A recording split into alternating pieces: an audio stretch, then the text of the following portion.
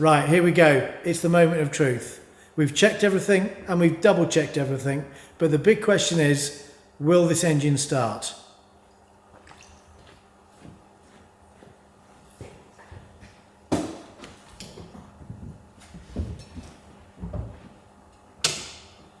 Here we go!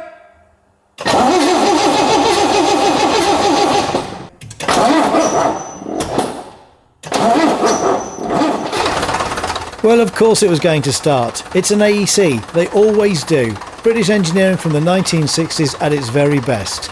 Not bad for an engine that's done well over 1 million miles.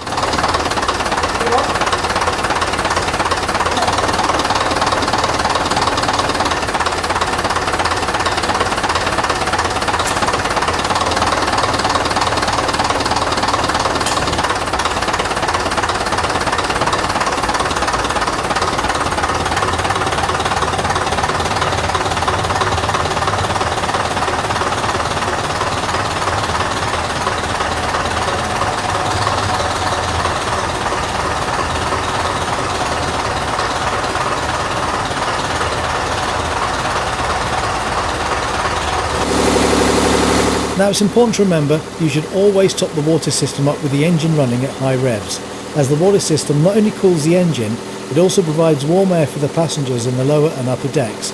This is done via a heat exchanger which is just below the front destination blind box, so it's important to get all the air out of the system.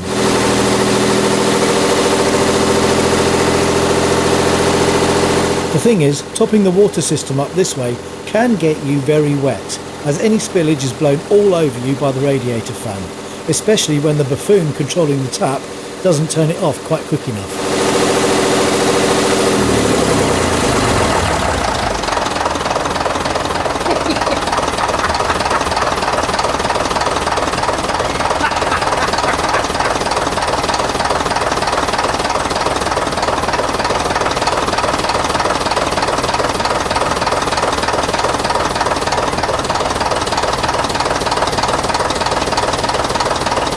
Now the dial Tim is looking at is a water temperature gauge. Routemasters were never fitted with these in service, but we've installed them on all of our buses.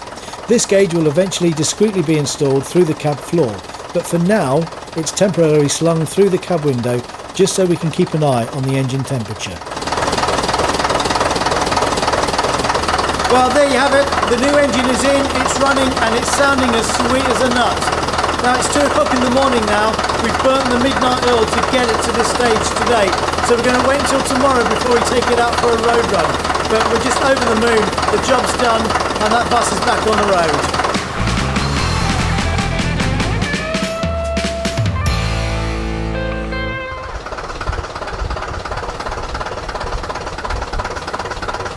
After a lie-in the next day we gave the bus a run, but noticed it was down on power. However, after a couple of runs and some minor adjustments to the timing, things improved. Listen closely to the tone of the engine on the next 4 drive-bys and you will hear the difference altering the timing by the slightest amount can make.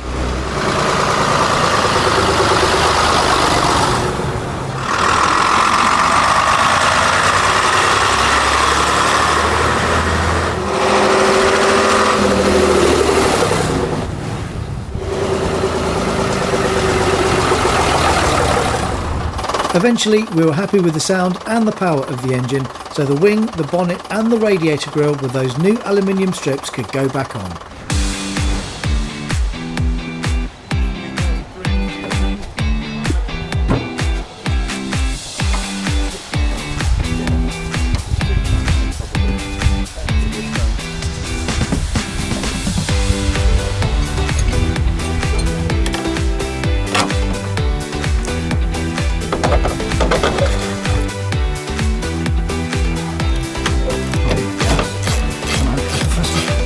Yeah, take a rest.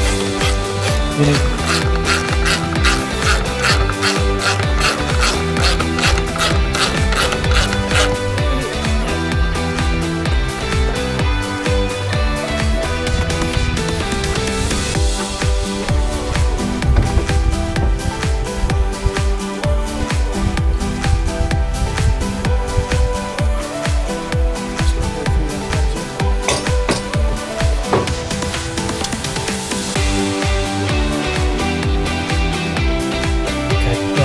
Drive it up.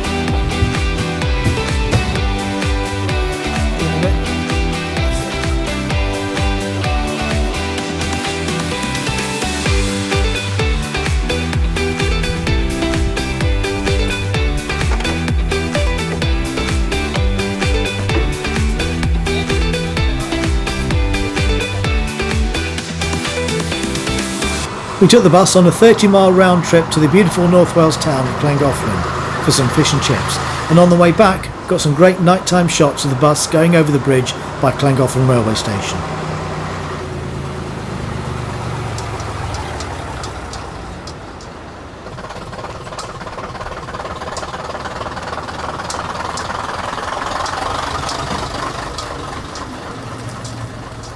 Well, I'm so glad the bus made it to Llangollen and back the other day. No mechanical issues whatsoever and a good 30-mile round trip to bed in the new engine. We've taken a couple of days off since then to recover and we're back in today. We've had a good look underneath the bus and there's absolutely no oil leaks anywhere, so that's real positive news. Now, before we do move on and concentrate on the inside of the bus, I wanted to put these new replica stickers on the flap here to the bonnet. For some reason, this vehicle came to us with very, very few replica London Transport stickers on, and I think when you consider the amount of work we've done in the engine bay, respraying the engine and redoing the red, I think it's only fitting that we finish this project by putting these stickers on. If you compare what the engine bay looked like before we took the damaged engine out, it looks 1,000 times better now. I'm so glad we took the time to respray the engine and do the red. You may remember the tied engine was actually 3 different colours when we took it out. So I think this is just a nice finishing touch. It's one of the projects that I always really enjoy doing, putting the stickers on, but it's also one of the most nerve-wracking as well. You need a steady hand, and I've only got one of each of these stickers, so if I mess this up I'm going to have to go back to the print company and order some more. So let's see how we get on putting these stickers on the bus. Let's see if I can get them on in the right place and if I can get them on straight.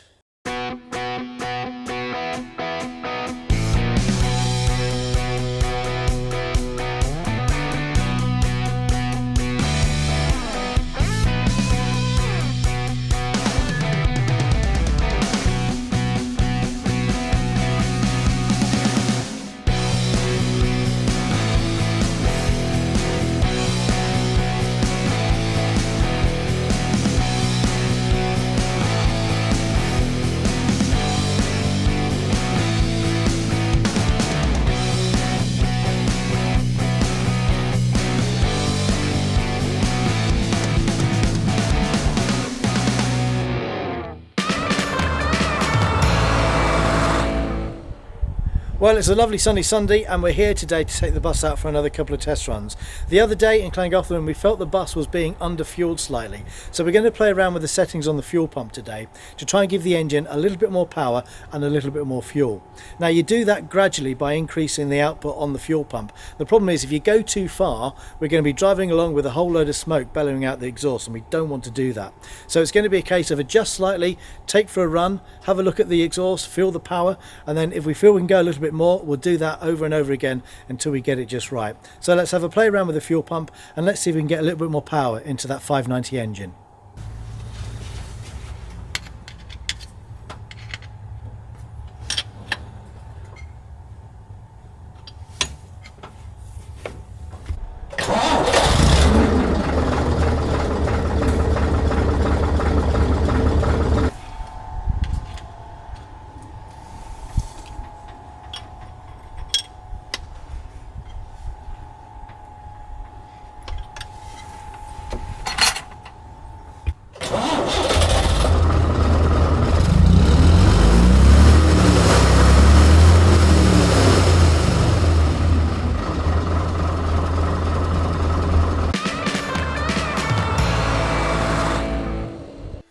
So the big question I'm sure you've been waiting to get the answer to is what happened to that 690 engine? I brought an expert to explain. Basically, the engine was dismantled with the intention of replacing a liner that appeared to have gone porous, which is something they do suffer from if left running with plain water. We believe the original people to attempt the job took the engine apart and realised they didn't have the facilities or the equipment to remove the liner. The engine then had the sump put back on it, we believe, to be transported to the person who actually did the job of replacing the liner and putting the engine back together, who then ran it up and tested it. Unfortunately, I believe the job was carried out with a telehandler, and they're not the most delicate things. It's rather like cracking a walnut with a large sledgehammer. Consequently, they lowered the sump back onto the engine, we believe, in a slightly less than delicate manner. And the oil pickup pipe, instead of fitting nicely into this hole, where it goes down into a gauze filter and filters your engine oil, so you get a nice clean oil feed, they slammed it down on top of the strainer box. Unfortunately, the consequence of that was that the oil pickup pipe, which is only fairly thin steel gauge, got shoved hard up into the crankshaft, and of course, naturally enough, over a period of time, the crankshaft machined a nice hole in the oil feed pipe, and needless to say, a bit like a person's heart, if it fails, we stop, and it's no different from an engine. No oil feed, no engine. So the consequence was, unfortunately, it went slower and slower and slower, making a rather nasty noise until it ceased to turn at all. Very unfortunate, bad workmanship and sheer carelessness, unfortunately, but seen many times, and I'm sure we'll be seeing it again, unfortunately. So yeah, very, very hard to swallow that. You know, when you buy old vehicles like this, you do you take it on the chin when things go wrong mechanically with them, because that's the nature of the game. But unfortunately, when things go wrong because of carelessness and bad workmanship, that does make it very hard to swallow. How much do you think it's going to cost to repair that engine now? In the estimate, I would say, looking at the crankshaft being bright purple, having been so hot, I would have thought probably it certainly needs fully stripping down to check every bearing. It's likely to pull the white metal off the main bearings and the big end bearings, which that will have ended up in the oilways. It will need a complete dismantle. It may need cam bearings. It's certainly ideally it's going to want a crankshaft. You might get away with grinding it. I would think in the region of about 14k to do that engine properly. So that would be a ballpark, round about that sort of money. So a very, very expensive mistake that could have been avoided. Yeah, very frustrating.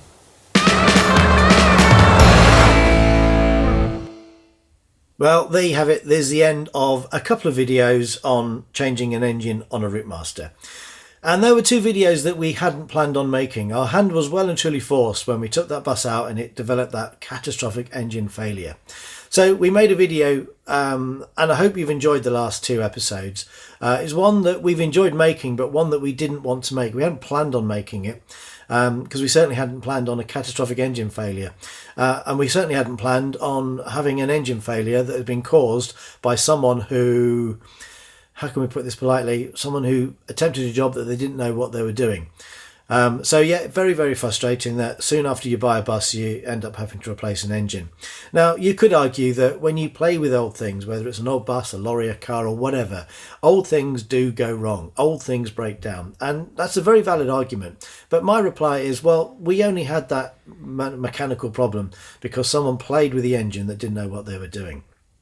So it's been a very expensive and time-consuming job changing that engine, because it's not just a case of whipping one engine out and putting a new one in. You know, we had to take the old engine out and then take loads of bits off it to put on the spare engine to then put back on the bus. So it took a long time. It took a lot of people, a lot of effort.